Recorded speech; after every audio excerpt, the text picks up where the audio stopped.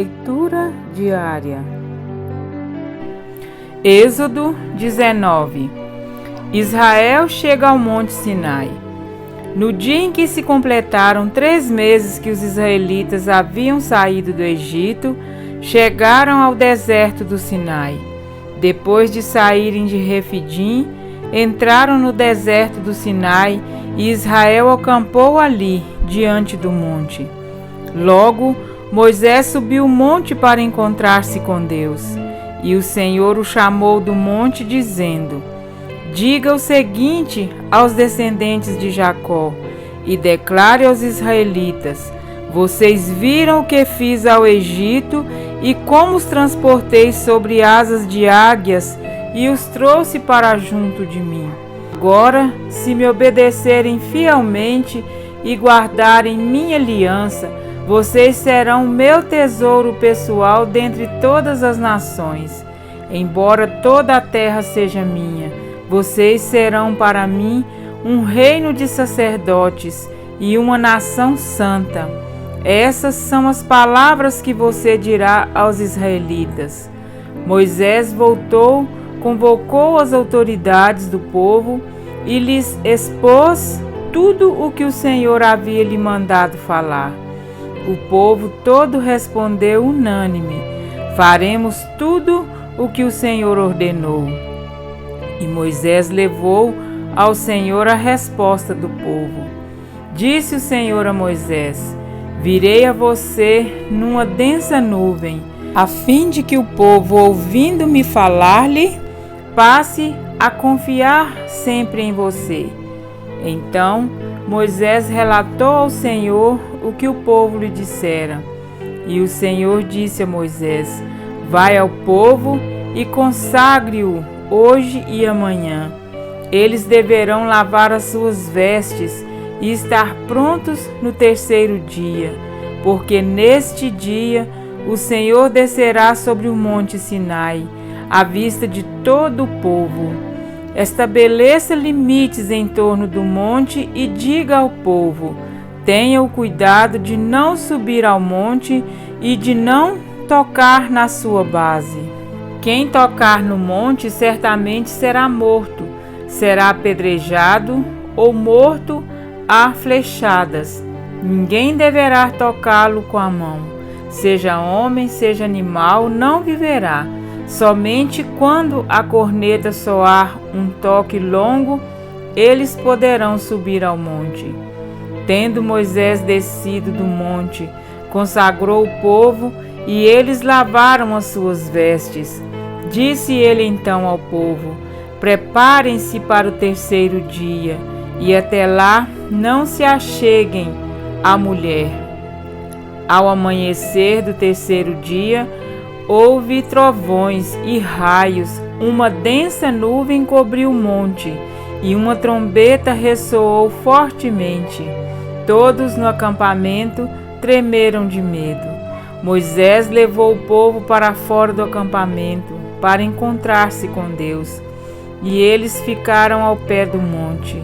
O monte Sinai estava coberto de fumaça, pois o Senhor tinha descido sobre ele em chamas de fogo. Dele subia fumaça como que de uma fornalha. Todo o monte tremia violentamente, e o som da trombeta era cada vez mais forte. Então Moisés falou, e a voz de Deus lhe respondeu. O Senhor desceu ao topo do monte Sinai e chamou Moisés para o alto do monte. Moisés subiu.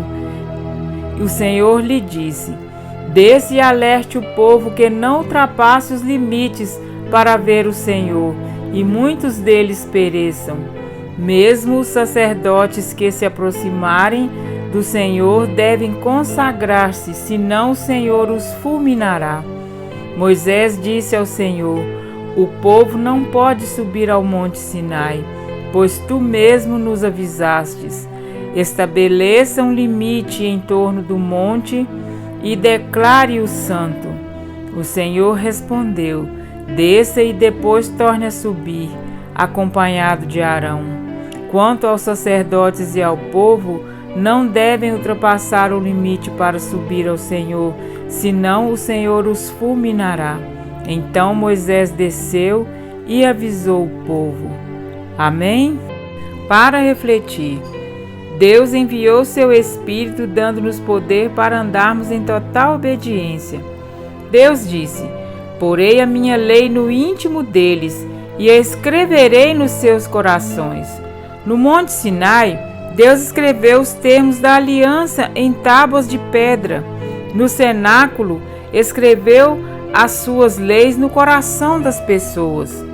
O coração do homem, vontade, mente, desejos e emoções, controla todo o seu ser. Sob a antiga aliança, o homem estava alienado de Deus, era incapaz de fazer a vontade dele e de guardar os seus mandamentos. Para restaurar a comunhão com o homem e levá-lo de volta à unidade com ele, foi necessário que Deus tomasse posse de todo o coração do homem. Foi necessário harmonizar outra vez a vontade do homem com a dele. Deus conhecia a fraqueza do homem, a incapacidade de andar em obediência total a ele. Ao estabelecer a nova aliança, prometeu tirar do ser humano o coração de pedra, acostumado a pecar contra ele, e dar-lhe um novo coração. Deus disse: eu lhes darei um coração capaz de conhecer-me e de saber que eu sou o Senhor.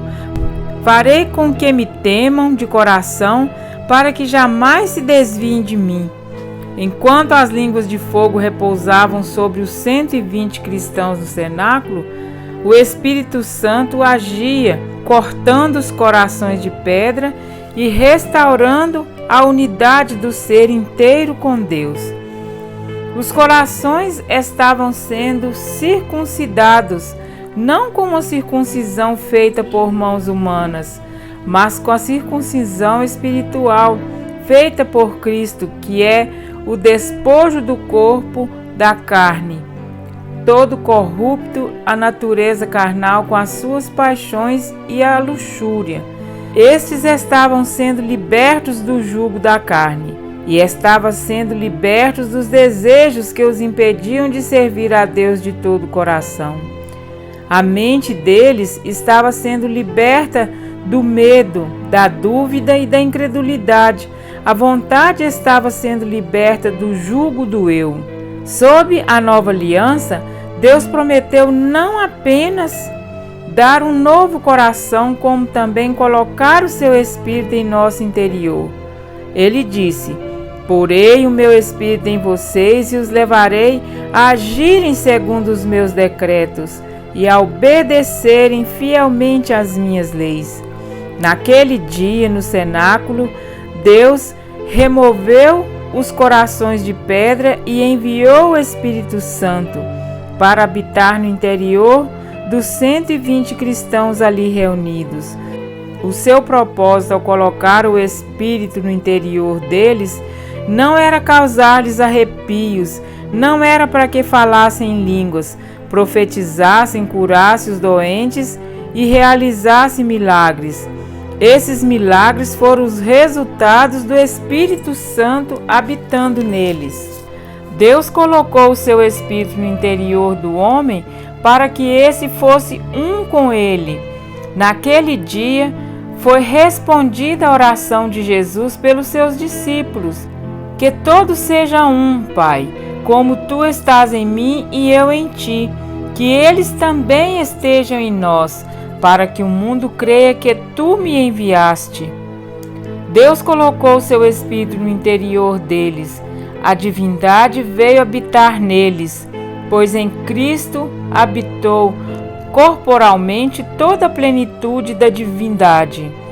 Os 120 reunidos no cenáculo tornaram-se um, pelo Espírito dentro deles, tornaram-se um com Deus e com cada um. Deus colocou o seu Espírito no interior do homem para revelar a sua vontade e ensinar-lhe os seus caminhos.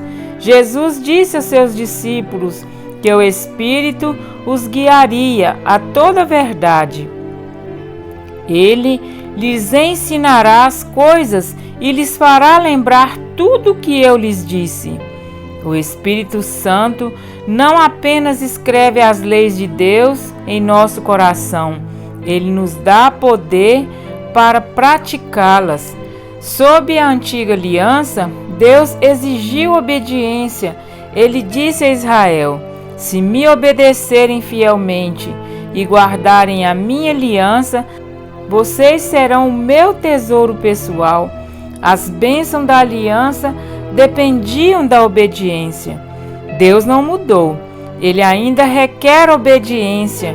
Enquanto pela nova aliança Deus colocou o seu Espírito no interior do homem, dando-lhe poder para guardar os seus mandamentos, observar sua vontade e caminhar em total obediência a Ele.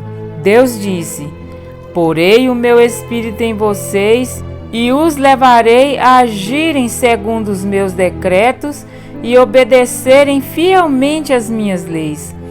Essa é a promessa da nova aliança. Deus escreveu as suas leis em nosso coração e nos deu poder para obedecer-lhe. No cenáculo, quando receberam a promessa do Pai, o Espírito Santo, foram libertos da escravidão da lei do pecado. Foram libertos da dependência da própria carne para conseguirem fazer a vontade de Deus. Deus enviou o Espírito Santo para viver no interior do homem, a fim de dar-lhe poder para resistir ao pecado.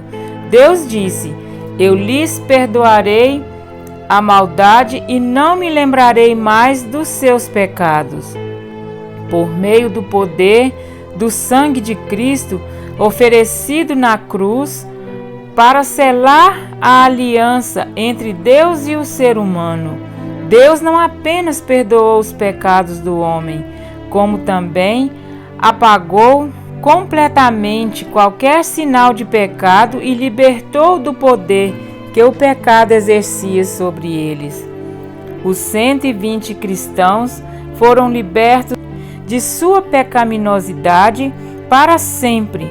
Foram libertos da escravidão do pecado, da culpa e da condenação do pecado e receberam o poder de Deus sobre o pecado. Amém? Fique conosco, continuemos juntos. Que Deus continue nos abençoando em Cristo Jesus. Um grande abraço a todos.